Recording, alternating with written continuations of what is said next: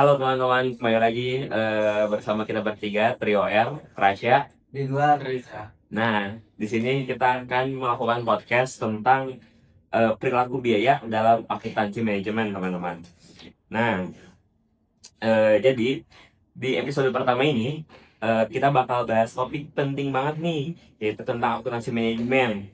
Eh, kita bakal kupas mulai dari perbedaan akuntansi manajemen dan akuntansi keuangan. Juga ada jenis-jenis biayanya juga. Nah, bahkan di sini Ridwan bakal menjelaskan tentang metode analisisnya, teman-teman. Dia bakal ngitung, tapi ya gitulah, kita lihat nanti ya.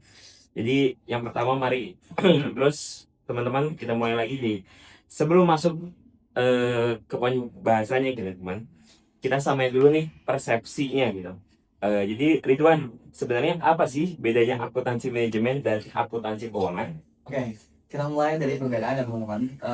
Mulai perbedaan mungkin kita asumsikan dulu ke pengertiannya masing-masing. Nah, kalau misalkan akuntansi akuntansi keuangan itu akuntansi adalah suatu proses untuk mengumpulkan suatu laporan keuangan yang sifatnya sudah standaritas, ya standar tingkat nasional.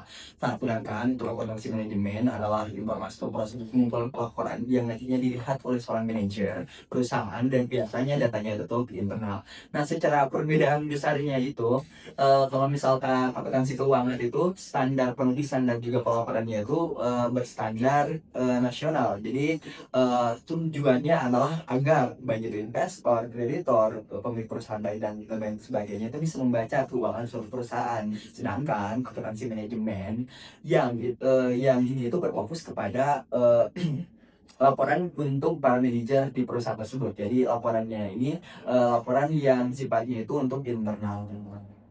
Betul banget Ridwan. Jadi kalau akuntansi keuangan itu lebih berfokus ke laporan resmi perusahaannya Ridwan. Ya, betul. Jadi akuntansi manajemen itu lebih ke alat bantu bagi manajer pemirsa.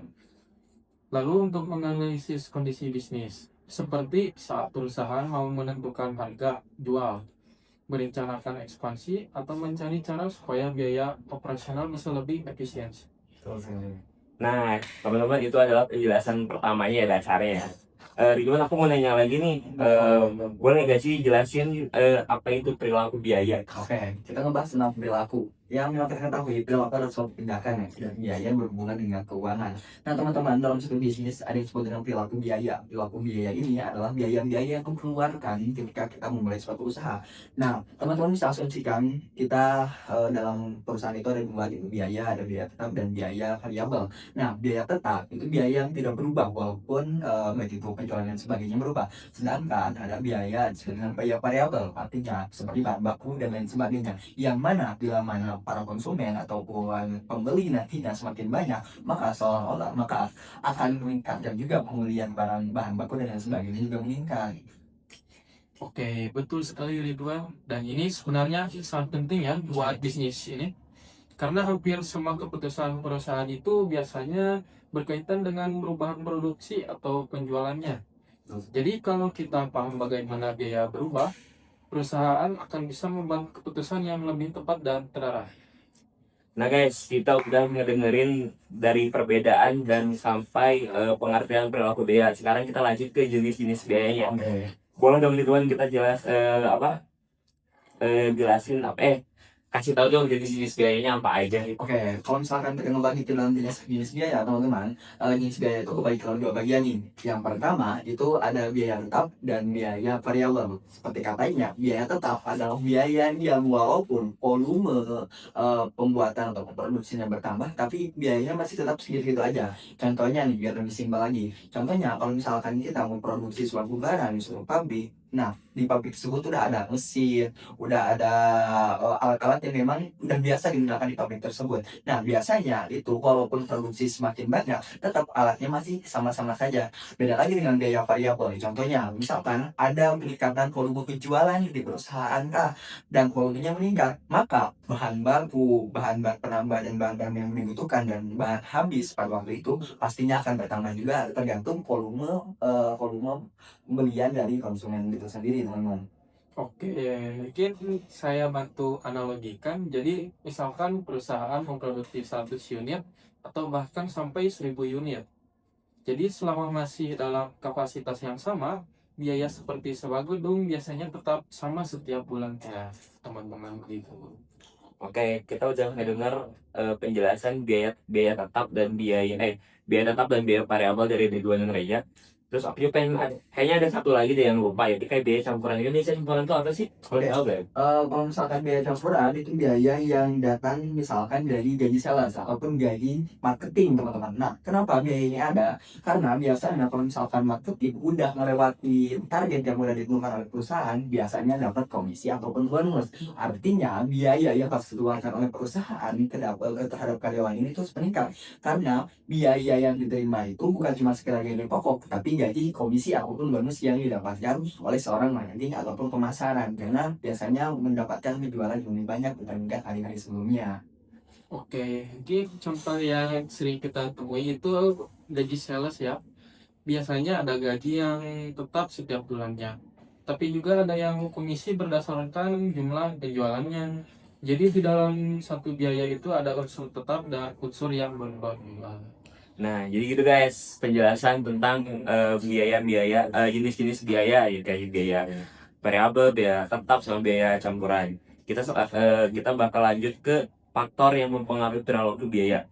Nah, boleh dong ke Ridwan lagi atau Reja, boleh dong jelasin apa itu faktor-faktor yang mempengaruhi perilaku biaya. Oke, teman-teman, kalau misalkan membahas tentang faktor yang mempengaruhi perilaku biaya itu udah lumayan banyak ya. Salah satunya adalah batasan waktu. Kenapa? Karena misalkan perusahaan menjelaskan tentang waktu, setiap waktu itu berubah termasuk dengan permintaan dan juga penawaran suatu pasar, teman-teman.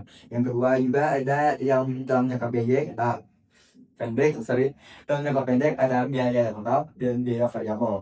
Ada juga dalam jangka panjang yang mungkin bisa berubah menjadi sebegitu cepat, contohnya sebuah tenaga kerja, kontrak, dan bahkan biaya produksi yang harus dibayar dan naik turun juga. Oke, mungkin tapi kalau kontraknya sudah selesai dan perusahaan bisa menyesuaikan jumlah tenaga kerja, berarti dalam jangka panjang biaya itu bisa terjadi berubah ya. Iya. Makanya waktu makanya waktu juga mempengaruhi bagaimana kita melihat suatu biaya. Oke, jadi tapi ngomong-ngomong nih, kan ini tadi cuma nggak satu ya, waktu doang. Ada gak sih selain waktu gitu?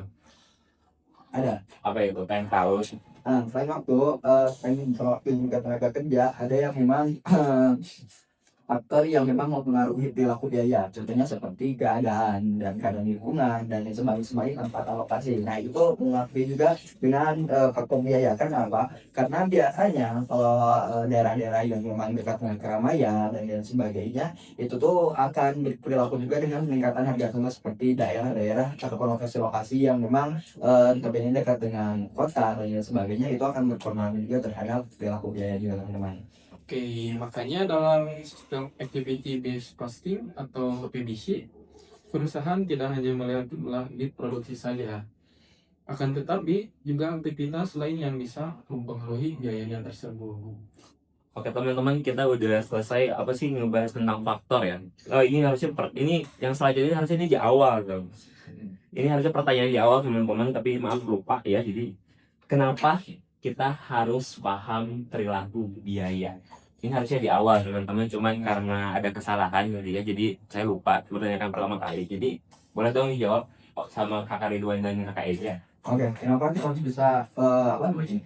Eh, Kenapa harus paham sih tentang perilaku biaya ini? Kenapa Nah, gitu? karena teman-teman, kenapa kita harus paham perilaku biaya? Apalagi kalau misalkan kita nantinya menjadi seorang manajer ataupun seorang divisi finansial di suatu perusahaan, itu sangat penting sekali untuk pengambilan sebuah keputusan. Karena dengan memahami biaya tetap dan biaya variabel, itu akan memudahkan kita dalam membedakan mana yang memang akan berubah dan mana yang akan tetap, dan kita juga akan bisa memperkirakan ke depannya perusahaan ini akan seperti apa dan bagaimananya, termasuk dengan kita memahami perilaku biaya ini, kita bisa melihat baik itu perubahan yang akan terjadi kepada perusahaan kita dan juga kemungkinan besar dari perubahan yang akan terjadi kepada konsumen nantinya. Betul sekali Ridwan. Jadi misalnya perusahaan mengira suatu biaya itu merupakan variabel, padahal sebenarnya itu merupakan biaya tetap. Akibatnya perusahaan bisa salah menentukan harga, jual atau membuat perencanaan anggaran yang kurang tepat. Jadi teman-teman sebenarnya pemahaman tentang perencanaan perilaku dia ini nggak harus sampai kita jadi pengen manajer dulu enggak, bisa jadi buat perencanaan ke diri sendiri dulu lah, bisa itu juga ya teman-teman. Jadi kita juga harus paham banget nih tentang perilaku BI ini, penting banget teman-teman. Oke, sekarang lanjut ke part favorit dari Ridwan. Aku pengen tahu nih tentang apa sih metode analisis biaya itu? Boleh dong dijelaskan?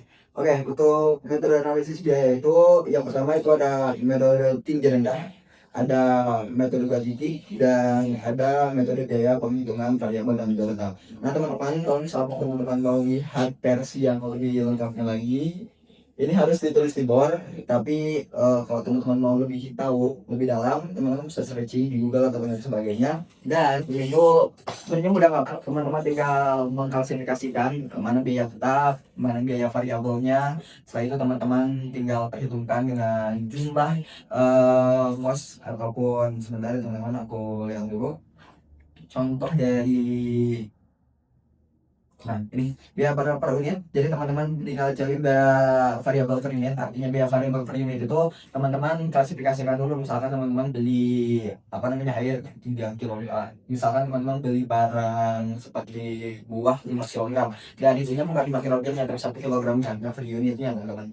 Nah, ada biaya tetap. Artinya teman-teman seperti mesin dan lain sebagainya harus perhitungkan juga. Terus rumusan jumlah itu teman-teman hitung biaya tetap dikali dengan waktu penyetelan.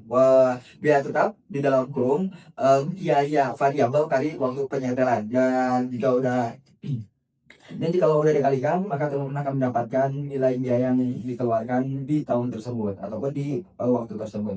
Mungkin itu ya dari aku. Kalau misalkan lebih dari intinya lagi bisa kalian tulis dulu. Oke, mungkin bisa dibilang metode ini memang cukup sederhana dan mudah kalau kitanya bisa memang menganalisanya dengan cermat. Namun akan tetapi kadang kurang akurat kalau data yang dipakai kebetulan tidak mewakili kondisi sebenarnya. Ya. Oke teman-teman, kesimpulannya ini ya, kesimpulan dari seluruhnya lah generalnya. Jadi kenapa kita harus paham apa itu jenis-jenis lain, itu penting banget dalam akuntansi manajemen karena membantu manajer memahami bagaimana biaya berubah terhadap aktivitas. Nggak sekedar manajer doang sih, bisa membantu diri kita sendiri juga dalam kehidupan sehari-hari teman-teman. Jadi gitu. Ada mau closingan dari kalian berdua? Statement closing dari aku teman-teman. Teman-teman ini tuh bisa mempraktekkan bukan cuma sekedar teman-teman nanti masuk perusahaan, tapi dalam kehidupan sehari-hari teman-teman bisa bagi pembiayaan dalam hidup teman-teman ke dalam dua jenis biaya. Itu jadi biaya variabel yang kemungkinan besar berubah-ubah, dan biaya tetap yang artinya kemungkinan besar itu disebut sebagai biaya yang harus teman-teman keluarkan untuk kebutuhan hidup pribadi seperti sekunder, yang memang biaya yang teman-teman harus ada ketika teman-teman inginkan membangun teman-teman depan. Oke, mungkin saya akan sedikit menambahkan apa yang dibahas oleh Ridwan atau memperlengkapnya. Jadi dengan metode analisis seperti tinggi rendah yang tadi dikatakan oleh Ridwan, seperti scatter plot dengan regresi, perusahaan juga bisa memisahkan biaya campuran dengan lebih jelas sehingga analisis biaya menjadi lebih akurat. Mungkin itu saja dari saya. Oke teman-teman, terima kasih sudah mendengarkan first episode dari podcast 3R yaitu Rasya Ridwan Reja. Mungkin video ini kita tutup sampai sini aja. Dan kita bakal lanjut ke episode 2. Bye bye.